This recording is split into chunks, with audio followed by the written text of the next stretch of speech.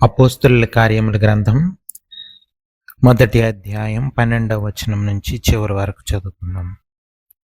అప్పుడు వారు ఒలీవల వనబడబడిన కొండ నుండి యెరూషలేమునకు తిరిగి వెళ్ళిరి. ఆ కొండ యెరూషలేమునకు విశ్రాంతి దినమున నడవదగినంత సమీపమున ఉన్నది. వారు పట్టణములో ప్రవేశించి తాము బస చేయుచుండిన మేడగదిలోనికి ఎక్కిపోయిరి.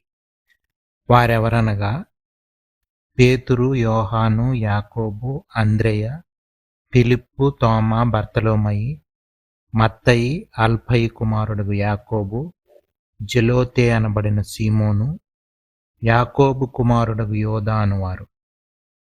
వీరందరూ వీరితో కూడా కొందరు స్త్రీలను, యేసు తల్లి అయిన మరియయు ఆయన సహోదరులను ఏక మనస్సుతో ఎడతెగక ప్రార్థన చేయుచుండిరి.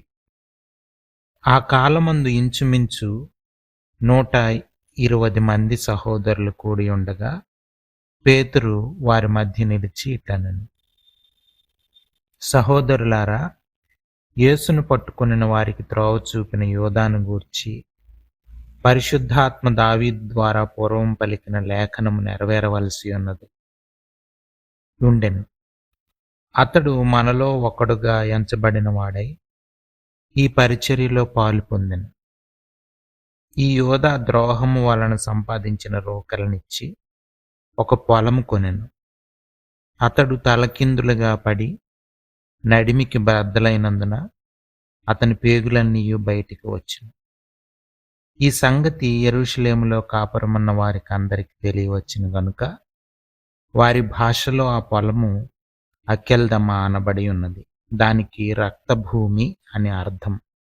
ఇందుకు ప్రమాణముగా అతని ఇల్లు పాడైపోవునుగాక, దానిలో ఎవడనూ కాపురముండకపోవునుగాక, అతని ఉద్యోగం వేరొకడు తీసుకొనుగాక అని కీర్తనల గ్రంథములో వ్రాయబడి ఉన్నది. కాబట్టి యోహాను బాప్తిస్మం ఇచ్చినది మొదలుకొని ప్రభు అయిన యేసు మన యొద్ద నుండి పరమునకు చేర్చుకొనబడిన దినం వరకు ఆయన మన మధ్య సంచరించుచుండిన కాలమంతయు మనతో కలిసి ఉన్న వీరిలో ఒకడు. మనతో కూడా ఆయన పునరుద్ధానమును గూర్చి సాక్షి అయి ఉండుట అవశ్యమని చెప్పాను. అప్పుడు వారు యూస్తు అను మారుపేరు గల బరసబ్బా అనబడిన యోసేపు, మత్తీయ అను ఇద్దరిని నిలువబెట్టి ఇట్లని ప్రార్థన చేసిరి: అందరి హృదయములను ఎరిగి ఉన్న ప్రభువా, తన చోటికి పోవుటకు యోధా తప్పిపోయి పోగొట్టుకుని ఈ పరిచర్యలోను అపోస్తలత్వములోను పాలు పొందుటకు వీరిద్దరిలో నీవు ఏర్పరచుకుని వానిని కనబరచమని. అంతట వారు వీరిని గూర్చి చీట్లు వేయగా మత్తీయ పేరిట చీటీ వచ్చెను. కనుక అతడు 11 మంది అపోస్తలులలో కూడా లెక్కింపబడెను. ప్రార్థన చేసుకుందాం. ప్రేమ కలిగిన మా పరలోకపు తండ్రి, మీ ఘనమైన అతి పరిశుద్ధమైన నామానికి వందనాలు, స్తోత్రాలు ప్రభా. ఉదయకాల సమయంలో మీ సన్నిధికి చేరి మిమ్మల్ని స్తుతించడానికి, ఆరాధించడానికి, వాక్యపు వెలుగులో మమ్మల్ని మేము పరిశీలించుకోవడానికి దయచేసిన మరొక గొప్ప అవకాశాన్ని బట్టి, పునరుద్ధాన దినాన్ని బట్టి మిమ్మల్ని స్తుతిస్తూ, మిమ్మల్ని ఆరాధిస్తూ కనపరుస్తామున్నాం. ఈ సమయంలో ప్రభు మాతో మాట్లాడమని ప్రభు నాయన ప్రాధేయపడతా ఉన్నాం.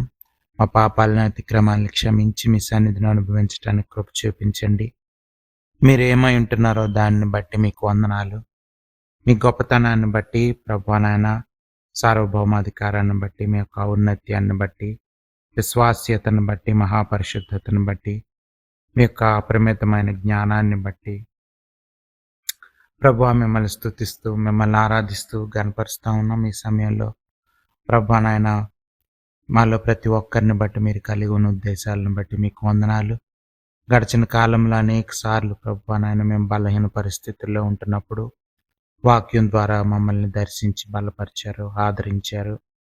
ప్రభు మమ్మల్ని మీ సన్నిధిని అనుభవించడానికి కృప చూపించారు, ఆత్మీయంగా ఎదగడానికి సహాయం దయచేశారు. అందుని బట్టి మిమ్మల్ని స్తుతిస్తూ ఆరాధిస్తూ ఉన్నాం.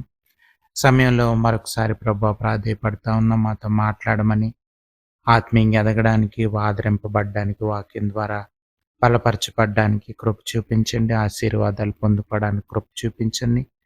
వాక్యం విన్న ప్రతి ఒక్కరిని ప్రభువా నాయన ఆత్మీయ మేలుతో నింపమని, ఆశీర్వదించమని, ప్రభువా మా యొక్క అవసరతలు, మా యొక్క ఆత్మీయ బలహీనతలు, ప్రభువా ఆత్మీయ అవసరతలు ఎరిగిన దేవుడవు కనుక ప్రభువా నాయన మా అవసరతలు తీర్చబడ్డానికి, ఆత్మీయంగా ప్రభువా ఎదగడానికి కృప చూపించమని ప్రాధేయపడుతూ, అంధకార శక్తులను లయపరచమని, ఘనత, మహిమ, ప్రభావాలు మీకే ఆరోపిస్తూ యేసు ప్రభువారి అతి పరిశుద్ధమైన నామంలో ప్రార్థన అడిగి వేడుకొంచున్నాం తండ్రి. ఆమేన్. 2004 సంవత్సరంలో అమెరికా దేశంలో ఫ్లోరిడా అనే ప్రాంతంలో పెద్ద గాలులు, తుఫాను, హరికేన్ వచ్చింది. చార్లీ అని హరికేన్. అప్పుడు 145 మైళ్ళ వేగంతో గంటకి గాలులు వీచాయి. ఆ వీచినప్పుడు అనేక ఇల్లులు కూలిపోయినాయి అన్నమాట. అయితే ఒక 12,000కు పైగానే ఇల్లులు కూలిపోయాయి. ఆ తర్వాత వాళ్ళు పరిశీలిస్తూ డేటా చూస్తే ఎన్ని ఇల్లులు కూలిపోయాయి, ఎందుకు, ఎప్పుడు కట్టబడ్డాయని వాళ్ళు చూస్తున్నప్పుడు 2001లో వాళ్ళు ఒక రూల్ తీసుకొచ్చారు. ఈ హరికేన్ గాలులకి తట్టుకునేటట్లు ఒక ఇల్లు నిర్మించబడాలన్నది ఒక రూల్ వచ్చింది. అయితే ఈ కూలిపోయిన ఇళ్ళన్నీ కూడా 2001 తర్వాత దానికన్నా ముందు కట్టబడిన ఇళ్ళని వాళ్ళు గమనించారు. అంటే ఎవరైతే రూల్స్ పాటించారో ఆ ఇల్లు బాగానే ఉన్నాయి. ఈ ముందు కట్టిన 2001 రూల్ తీసుకురాక ముందు వచ్చిన, అంటే ఎప్పుడైనా గవర్నమెంట్స్ రూల్స్ అవి మనం పాటిస్తే మంచి జరుగుతుంది అన్నది ఆ తర్వాత అంటే ఆలోచించి తీసుకున్న నిర్ణయాలను మనం చాలా సీరియస్గా తీసుకోవాలన్నది ఇక్కడ మనం నేర్చుకోవాల్సింది, అర్థం చేసుకోవాల్సింది.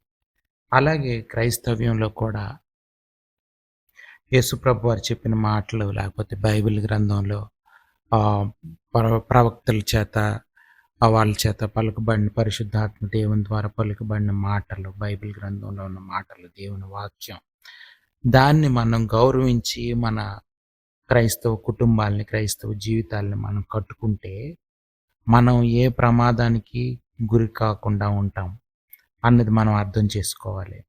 ఆ తర్వాత మొదటి శతాబ్దంలో యేసు ప్రభు వారు, పరిశుద్ధాత్మ దేవుడు ఆ యొక్క సంఘాలని కడుతున్నప్పుడు, మొదటి ఆ యొక్క ప్రారంభించబడుతున్నప్పుడు జరిగిన ఆ యొక్క సంఘటనల అపోస్తలుల కార్యముల గ్రంథంలో మనం చూడొచ్చు. ఆ సంఘటనల ద్వారా దేవుడు ఏ విధంగా వాళ్ళని కట్టాడు, విశ్వాసంలో ఎలాగ వాళ్ళు బలపరచబడ్డారు, సంఘాలు ఏ విధంగా నిర్మించబడ్డాయి, దానికి పునాదులు ఏ విధంగా ఉన్నాయి అన్నది మనం అర్థం చేసుకోవాల్సిన అవసరం ఉంది.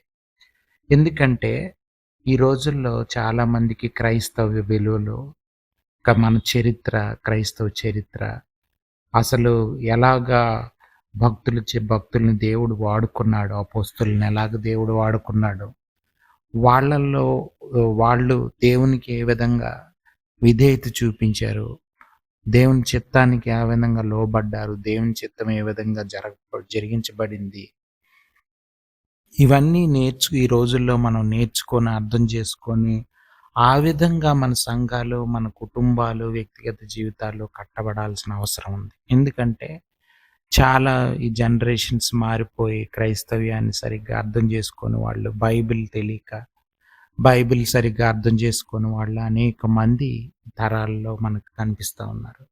సో మనం బైబిల్ గ్రంథాన్ని ధ్యానం చేసి అర్థం చేసుకొని దేవుని చేత పరిచర్య ఏ విధంగా కట్టబడింది, సువార్త ఏ విధంగా ప్రజల మధ్యకి తీసుకెళ్ళబడింది, దానికి అపోస్తలులు లేకపోతే విశ్వాసులు మొదటి శతాబ్దంలో ఏ విధంగా ఉన్నారు, దేవుడు ఏ విధంగా వాళ్ళని బలపరిచి వాడుకున్నాడు, ఇవన్నీ కూడా చాలా అవసరమైన మాటలు మనకి ఈ దినాల్లో మనం అర్థం చేసుకోవాల్సిన అవసరం ఉంది.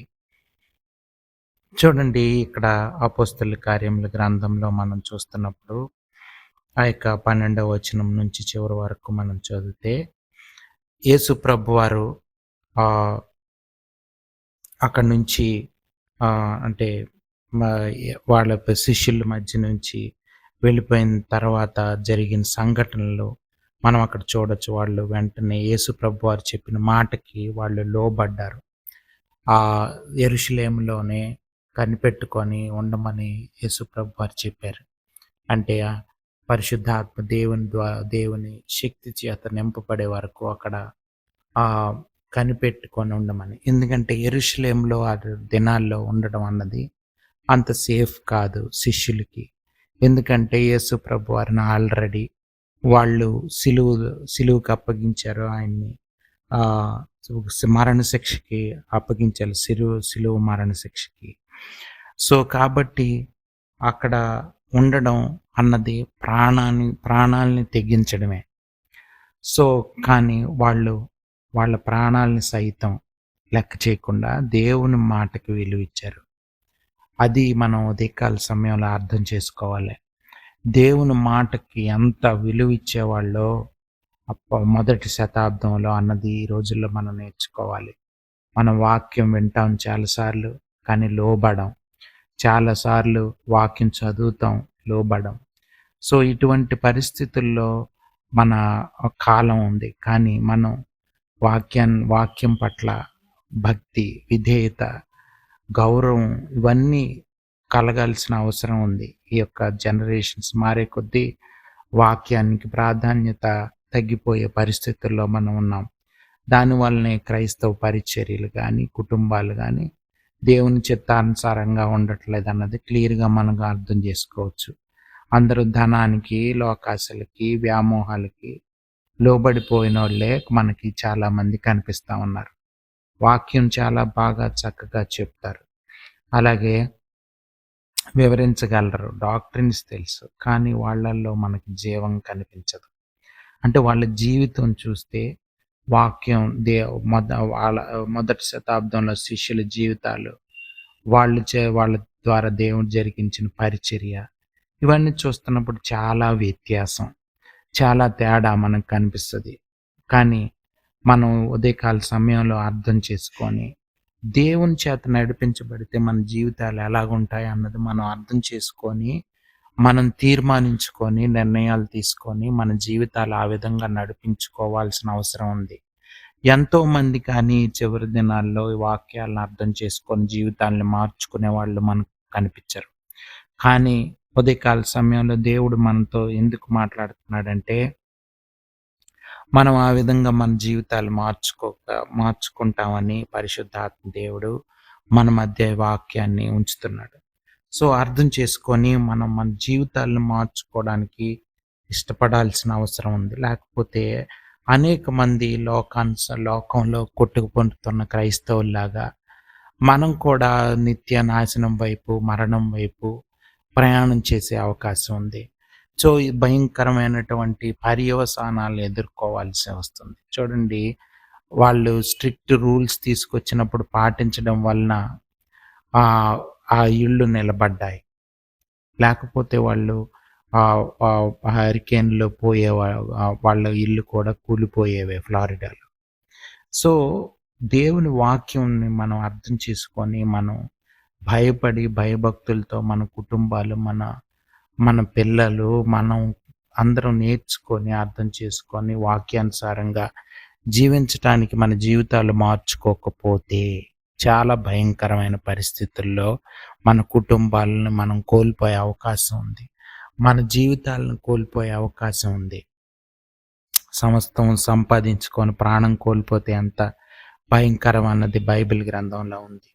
సో, చాలా మన ప్రాణాలని, అంటే మన జీవితాలని నిత్య జీవం వైపు నడిపించుకోవాల్సిన అవసరం ఉంది. క్రైస్తవులుగా మనకి సత్యం తెలిసినా మార్చుకోకపోతే చాలా భయంకరంగా ఉంటుంది. దేవునికి విధేయత చూపించడం అన్నది, దేవుని చిత్తం తెలిసినప్పుడు, వాక్యాన్ని మనం అర్థం చేసుకునేటప్పుడు, దేవుడు మనతో వాక్యం ద్వారా మాట్లాడినప్పుడు, ఆ యొక్క వాక్యాల ద్వారా దేవుడు మనల్ని దర్శించినప్పుడు, బలపరిచినప్పుడు, మాట్లాడినప్పుడు మనం ఇమ్మీడియట్‌గా విధేయత చూపించాలి. ఒక భక్తుడు ఏమన్నాడంటే, delayed obedience is the disobedience అని చెప్పాడు. అంటే లేట్‌గా విధేయత చూపిస్తే అది అవిధేయతతో సమానమే. ఎందుకంటే కాలం దాటిపోయిన తర్వాత విధేయత చూపించే అన్న ఆలోచనొస్తే ఇంక ఉపయోగం లేదు. అందుకని మనం చివరి దినాల్లో ఉన్నాం. వాక్యం వినగానే హృదయ కాఠిన్యాన్ని మనం దూరపరుచుకొని, మనం దేవుని వాక్యానికి లోబడాల్సిన అవసరం ఉంది. ఇది ఉదయకాల సమయంలో మనం నేర్చుకోవాలి. వాళ్ళని చూడండి, యేసు ప్రభువారు యెరూషలేములో కనిపెట్టుకొని ఉండమంటే వాళ్ళు ఆ యొక్క పునరుద్ధాన దినం నుంచి 50వ రోజు వరకు, అంటే 50వ రోజు వాళ్ళు పరిశుద్ధాత్మ దేవుని చేత పెంతెకొస్తు దినంలో నింపబడ్డారు. మనకు తెలుసు చరిత్ర. సో, అంతవరకు కూడా వాళ్ళు అలాగ ప్రార్థనలో గడుపుతూ, ఒకరికొకరు ప్రోత్సహించుకుంటూ, వాక్యాన్ని ధ్యానం చేస్తూ గడిపారు. ఇది చాలా ప్రాముఖ్యం. సంఘంలో మనకు కావాల్సిన ఆదరణ ఇది. ప్రతి విశ్వాసికి సంఘంలో ఆదరణ దొరకాలి. ఆయన విశ్వాస ప్రయాణానికి దోహదపడాలి. అంతేగాని రోజుల్లో చాలా భయంకరం. చర్చెస్ అసలు దీనికి సరిపోయే విధంగా ఏ సంఘం కూడా మనకు కనిపించదు. చాలా సంఘాలు చాలా భయంకరమైన పరిస్థితుల్లో ఉన్నాయి ఈ రోజుల్లో. మనం చూస్తే ఎవరికి వాళ్ళే ధనం వైపు పరిగెత్తే దేవుని సేవకులు అనబడే వాళ్ళు, ధనం వైపు పరిగెత్తేవాళ్ళు. ఎక్కువ మంది పీపుల్ కావాలి అని కోరుకునేవాళ్ళు. ఆ తర్వాత దేవుని చిత్తాన్ని మర్చిపోయి, దేవుని వాక్యానుసారంగా దేవునికి లోబడే దైవ సేవకులు, లేకపోతే విశ్వాసులు సంఘాల్లో కనిపించే పరిస్థితుల్లో లేదు. సో, చాలా జాగ్రత్తగా మనం అర్థం చేసుకొని, మన సంఘాల్లో మార్పులు తీసుకురావాల్సిన అవసరం ఉంది. మన పరిచర్యల్లో మార్పులు తీసుకురావాల్సిన అవసరం ఉంది. వ్యక్తిగత జీవితాల్లో, కుటుంబాలు నడిపించుకునే విధానంలో మార్పులు తీసుకురావాల్సిన అవసరం ఉంది. మన పిల్లలు, మనం దేవుని భయభక్తులతోనే ఉన్నామా? దేవుని చిత్తం చేసే పిల్లలే ఉన్నారా? లేకపోతే ఇష్టానుసారంగా ప్రవర్తించే పిల్లలే ఉన్నారా? ఇష్టానుసారంగా ప్రవర్తించే తల్లిదండ్రులే ఉన్నారా? ఆలోచించుకోవాల్సిన అవసరం ఉంది. చాలా కుటుంబాలు కూలిపోయే పరిస్థితుల్లో ఉన్నాయి. చాలా పరిచర్యలు కూలిపోతా ఉన్నాయి. చాలా సంఘాల పరిస్థితి బహుదయనీయంగా ఉంది. అర్థం చేసుకోవాల్సిన అవసరం ఉంది. చూడండి, వాళ్ళు చూస్తే లూకాసు వార్తలో మనం చూద్దాం. లూకాసు వార్త 24వ అధ్యాయం 52వ వచనం. వారు ఆయనకు నమస్కారం చేసి మహా ఆనందముతో యెరూషలేమునకు తిరిగి వెళ్ళి ఎడతెగక దేవాలయంలో ఉండి దేవునికి స్తోత్రము చేయుచుండిరి.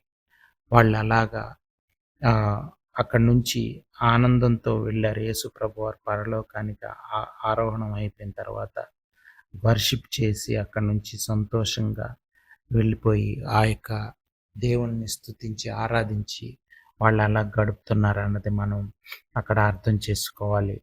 సో, ఈ ఇమ్మీడియట్ ఒబీడియన్స్ అన్నది చాలా అవసరం ఈ రోజుల్లో. ఆ తర్వాత విధేయత చూపిస్తామని మనం పోస్ట్‌పోన్ చేస్తే అది సైతానికి మనం తావిచ్చినట్లు అవుతది. చూడండి, ఆ ఒలీవల కొండ నుంచి యేసు ప్రభువారు ఆరోహణం అయిపోయిన సంగతి మనకు తెలుసు.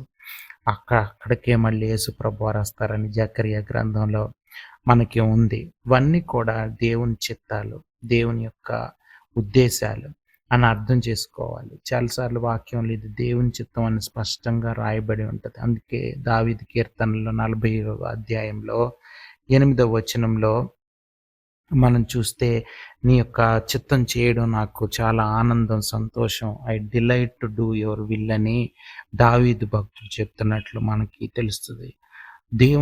యేసు ప్రభువారు కూడా దేవుని చిత్తం చేయడమే నా ఆహారం అని శిష్యులతో చెప్పారు అక్కడ సమరీ స్త్రీతో మాట్లాడేటప్పుడు ఆ సందర్భంలో.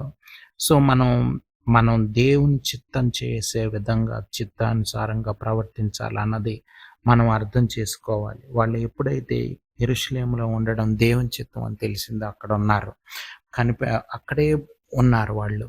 సో, ఇది మనం అర్థం చేసుకోవాలి. ఆ తర్వాత వాళ్ళు 13, 14 వచనాలు చూస్తే చూడండి, ఇక అపోస్తలుల కార్యముల గ్రంథం. వారు పట్టణంలో ప్రవేశించి తాము బస చేయుచుండిన మేడగదిలోనికి ఎక్కిపోయారు. వారెవరనగా వీళ్ళంతా పేతురు, యోహాను, యాకోబు, శిష్యులందరూ అంద్రెయ, ఫిలిప్, తోమ, బర్తలోమయి, మత్తయి, అల్ఫయి కుమారుడు యాకోబు, జెలోతే అనబడిన సీమోను, యాకోబు కుమారుడు యోదాను వారు. వీరితో కూడా కొందరు స్త్రీలను, అంటే మనకు తెలుసు యేసుప్రభు వారి పరిచర్యకి సా తోడ్పడే స్త్రీలు ఉన్నారు. లోకాసు వార్తలో మనకు కనిపిస్తారు. వీళ్ళందరూ కూడా మేడగదిలో ఉన్నారు. యేసుప్రభు వారి గారి తల్లి మరియ, ఆమె ఉన్నారు. ఆ తర్వాత యేసుప్రభు వారి సహోదరులు కూడా, వాళ్ళంతా ఏక మనసుతో అందరు కలిసి ప్రార్థన చేస్తున్నారు. ఇక్కడ మనం చూస్తే చాలాసార్లు చాలామంది యేసుప్రభు వారు మరియని కొంచెం ఎగ్జాల్ట్ చేస్తారు కొన్ని తెగల వాళ్ళు. అంటే ఆమెకు ప్రార్థన చేయాలని, ఆమె ప్రార్థన చేస్తే ఆమె యేసుప్రభు వారికి చెప్తారని, ఇట్లా రకరకాలుగా ఉంటాయి. అలాంటిది ఏమీ బైబిల్ గ్రంథం సపోర్ట్ చేయట్లేదు. ఎందుకంటే ఇక్కడ చూస్తే ఆమె కూడా అందరితో పాటు కలిసి ప్రార్థన చేసినట్లు ఇక్కడ క్లియర్గా మనకు కనిపిస్తూ ఉంది. అంటే ఆమె మానవ మాతృరాలని, యేసుప్రభు వారి లోకానికి రావడానికి ఆమె దేవుని చేత వాడబడిన ఒక తల్లి అని మనం అర్థం చేసుకోవాలి. అంతేగాని ఆమెని దేవతలాగా, క్వీన్ ఆఫ్ హెవెన్ లాగా పూజించే వాళ్ళు చాలామంది ఉంటారు. కానీ అలాగ చేయకూడదు, అది కరెక్ట్ కాదన్నది బైబిల్ చెప్తుంది. ఇది మనం ఉదయకాల సమయంలో అర్థం చేసుకోవాలి. ఇంకా మనం నేర్చుకోవాల్సిన పాఠం ఇక్కడ ఏంటంటే, ఎడతెగక ప్రార్థన చేస్తున్నారు. అంటే ఆ ప్రార్థన అన్నది క్రైస్తవ జీవితంలో చాలా ప్రాముఖ్యం. ఈ రోజుల్లో మనం చూస్తే దేవుని సేవకులు వాక్యం చెప్పే అంతగా ప్రార్థన చేయరు. ప్రార్థన దేవుని మీద ఆపడరు. అది మనకి ఈజీగా తెలిసిపోతూ ఉంటుంది. వాళ్ళకి డాక్టరీన్స్ తెలుసు, చరిత్ర తెలుసు, నాలెడ్జ్ ఉంటుంది, స్క్రిప్చరల్ నాలెడ్జ్ ఉంటుంది, చాలా స్టడీ చేసి ఉంటారు. కానీ జీవం కనిపించదు వాళ్ళల్లో. దానికి కారణం ఏంటంటే ఈ యొక్క ప్రార్థన సరిగ్గా దేవుని మీద ఆధారపడకపోవడం, ప్రార్థన లేకపోవడమే కారణం అని మనం ఈజీగా అర్థం చేసుకోవచ్చు. దేవుని మీద ప్రార్థన మీద వాళ్ళు ఎడతెగక ప్రార్థన చేసేవాళ్ళు. అది మనం చాలా ఈ రోజుల్లో ల్యాక్ అది అని క్లియర్గా కనిపిస్తూ ఉంది. సో చూడండి, మీరు సంఘాల్లో చూస్తే క్లియర్గా మనకు తెలిసిపోతుంది. మామూలు చర్చ్కి వచ్చాడు అంతమంది ఫాస్టింగ్ ప్రేయర్స్కి, లేకపోతే హోల్ నైట్ ప్రేయర్స్కి, డే ప్రేయర్స్కి రారు. దాన్ని బట్టి తెలిసిపోతుంది ప్రార్థనలో మన క్రైస్తవ్యం వీక్గా, క్రైస్తవ జీవితాలు చాలా బలహీన పరిస్థితుల్లో ఉన్నారని. సో ప్రార్థన అనేది చాలా ప్రాముఖ్యమైనది. చూడండి, అందరూ కలిసి ఏక మనస్సుతో ప్రార్థన చేయడం అనేది చాలా ప్రాముఖ్యం. సంఘంలో యూనిటీ అన్నది ఈ రోజుల్లో మనకు కనిపించదు. కుటుంబాల్లో ఐక్యత కనిపించదు. తల్లిదండ్రులకి పిల్లల మధ్య ఐక్యత కనిపించదు. ఒక్కొక్కరు ఒక్కొక్క అభిప్రాయాలతో ఉంటే దేవుని యొక్క పరిచర్య లేకపోతే దేవుని చిత్తం ఆ కుటుంబంలో నెరవేర్చబడే అవకాశం ఉండదు. తండ్రికి లేకపోతే తల్లిదండ్రులకి లోబడే పిల్లలు కావాలి. అలాగే తండ్రికి విధేయత చూపించే భార్యను ప్రేమించే భర్త ఒకరినొకరు ప్రేమించుకొని, ఒకరినొకరు గౌరవించుకొని, ఇద్దరు కలిసి దేవునికి లోబడాల్సిన అవసరం ఉంది. ఏ ఒక్కరు ఇది దేవుని చిత్తం మనం లోబడాల్సిన అవసరం ఉంది అని ఎవరికి దేవుడు ప్రేరేపించి ఎవరి ద్వారా దేవుడు మాట్లాడినా, ఒక్కొక్కసారి పిల్లల ద్వారా మాట్లాడచ్చు, తల్లి ద్వారా మాట్లాడచ్చు, తండ్రి ద్వారా మాట్లాడచ్చు. దేవుడు మాట్లాడినప్పుడు మనం ఫైనల్గా తండ్రి ద్వారా నిర్ణయం తీసుకోవాల్సిన అవసరం ఉంది. ఎవరైతే కుటుంబానికి పెద్దగా ఉంటున్నాడో ఆయనకి కుటుంబం అంతా విధేయత చూపించాల్సిన అవసరం ఉంది. దేవుని చిత్తం అని తెలిసినప్పుడు తండ్రి పిల్లలకి చెప్పినప్పుడు, తల్లికి చెప్పినప్పుడు వాళ్ళంతా కలిసి విధేయత చూపించాల్సిన అవసరం ఉంది. లేకపోతే కుటుంబాలు నిలబడవు. అలాగే సంఘంలో కాపరులు లేకపోతే పెద్దలైన వాళ్ళు దేవుని చిత్తానుసారమైనటువంటి జీవితం గురించి పరిచర్య గురించి, దేవుని చిత్తానుసారమైనటువంటి వాటి గురించి చెప్పినప్పుడు సంఘం అంతా లోబడాల్సిన అవసరం ఉంది. లోబడకపోతే సంఘాలు నిలబడే అవకాశం లేదు. అదే ఇప్పుడు మనకి కనిపిస్తూ ఉంది. దేవుని యొక్క అధికారం సంఘాల్లో మనకు కనిపించదు. ఏ ఒక్కరి యొక్క మానవుల అధికారం మీద నడిపించే పరిచర్యలు, మానవుల అభిప్రాయాల మీద నడిపించబడే సంఘాలు, కుటుంబాలే మనకి కనిపిస్తూ ఉన్నాయి. ఎంత భయంకరమైన పరిస్థితిలో మనం ఉన్నాం. కీర్తనల గ్రంథంలో 133వ కీర్తన మొదటి వచనంలో ఉంది, సహోదరులు ఐక్యత కలిగి ఉండాల్సిన అవసరం ఉంది. ఎంత మేలు, ఎంత మనోహరం అని ఉంది అక్కడ. సో ఇవన్నీ మనం అర్థం చేసుకోవాలి. వాళ్ళ అపోస్తలుల మాటలకి గౌరవం ఇచ్చారు. వాళ్ళు అపోస్తలులు ఏ మాట చెప్తే వాళ్ళందరూ కలిసి లోబడే ఏక మనసుతో ఉండేవారు. ఇది చాలా ప్రాముఖ్యం. యేసు ప్రభు వారు ప్రార్థన చేసినప్పుడు కూడా ఏక మనసుతో ఉన్నారు. వాళ్ళు ఆ విధంగా ప్రార్థన చేశారు. ఇంకా చూడండి, 15, 17 వచనాలు ఇవన్నీ చదివితే వాళ్ళు ఇంకా వాక్యానుసారంగా మనల్ని దేవుడు 12 మందిని ఎన్నుకున్నాడు. వాక్యానుసారం ఇది. పాత నిబంధన గ్రంథంలో కూడా దీనికి రిఫరెన్స్లు ఉన్నాయి అని వాళ్ళు బైబిల్ అర్థం చేసుకొని పేతురు చెప్తున్నప్పుడు వాళ్ళందరూ లోబడి, వాళ్ళందరూ 12వ వాడిని ఎన్నుకోవాల్సిన అవసరం ఉందని అర్థం చేసుకొని, పేతురు మాటలను కరెక్ట్ అని, ఇది దేవుడి చిత్తం అని తెలిసి చీట్లు వేసి దేవుని చిత్తానుసారంగా మత్తయిని 12వ వానిగా నియమించుకున్నారు. సో ఇది చాలా ఎప్పుడైతే ఇస్కరియోతు యోధ దూరం అయిపోయాడు, దేవుని పరిచర్యకి దూరం అయిపోయాడు, తను తానే చంపేసుకున్నాడు అన్నది వాక్యానుసారంగానే అది కూడా వాక్యంలో ఉంది. కాబట్టి 12 మంది అన్నది ఉండాలన్నది దేవుని ద్వారా వాళ్ళకి వచ్చినటువంటి ప్రత్యక్షత. అంటే వాళ్ళు వాక్యానికి ఇచ్చే ప్రాధాన్యత, వాక్యానికి ఇచ్చే అధికారం వాళ్ళ జీవితాల్లో ఎంత ప్రాముఖ్యత చూడండి. ఇక్కడ ఇలా ఉంది అంటే మనం చెయ్యాలి అన్నది. ఇంకా చూస్తే దేవుడు మార్గం సరళం చేస్తాడు అన్నది కూడా మనకు అర్థమవుతా ఉంది. మీరు చూడండి, ఆ యొక్క చీట్లు వేసినప్పుడు దేవుడు వాళ్ళు క్లియర్గా మత్తయిని ఎన్నుకోమని దేవుడు చెప్పినట్లు మనకు అర్థమవుతుంది. సో ఈ మాటలన్నిటిని బట్టి మనకి ఏమర్థమవుతుందంటే, దేవుని చిత్తానుసారంగా మనం దేవుని వాక్యానికి, అధికారానికి, ప్రార్థనకి, వీటన్నిటికీ విధేయత చూపించడంలో మనం ఎంతో త్వరగా మనం విధేయత చూపించాలి. ఇమీడియట్గా మనం విధేయత చూపించే క్రైస్తవులుగా ఉండాలని, ప్రార్థనలు ఎదగాలని, వాక్యం యొక్క అధికారం మన జీవితాల్లో ఉండాలని, దేవుని యొక్క అధికారం మన జీవితంలో ఉండాలని అర్థం చేసుకొని మన జీవితాలు మార్చుకోవడానికి ఇష్టపడదాం. ఆ విధంగా పరిశుద్ధాత్మ దేవుడు మన జ్ఞానం దయచేయాలని ప్రార్థన చేసుకుందాం. ప్రేమ కలిగిన మా పరలోకపు తండ్రి, మీ ఘనమైన అతి పరిశుద్ధమైన నామానికి వందనాలు ప్రభువా. ఉదయకాల సమయంలో మాతో మాట్లాడారు పరిశుద్ధాత్మ దేవా. అందుని బట్టి మిమ్మల్ని స్తుతిస్తూ ఆరాధిస్తూ ఉన్నాం. ప్రతి ఆటంకాన్ని, అంధకార శక్తిని లయపరిచి ప్రభువా మాతో మాట్లాడారు. అందుని బట్టి మీకు వందనాలు. మాలో ప్రతి ఒక్కరిని బట్టి మీకు స్తోత్రాలు, దీవెనలు, ఆశీర్వాదాలు దయచేయమని, ఘనత, మహిమ, ప్రభావాలు మీకే ఆరోపిస్తూ వాక్యాన్ని హృదయంలో భద్రపరచమని, మీకోసం జీవించడానికి కృప చూపించమని యేసు ప్రభువారి అతి పరిశుద్ధమైన నామంలో ప్రార్థన అడిగి వేడుకుంటున్నాం తండ్రి. ఆమేన్.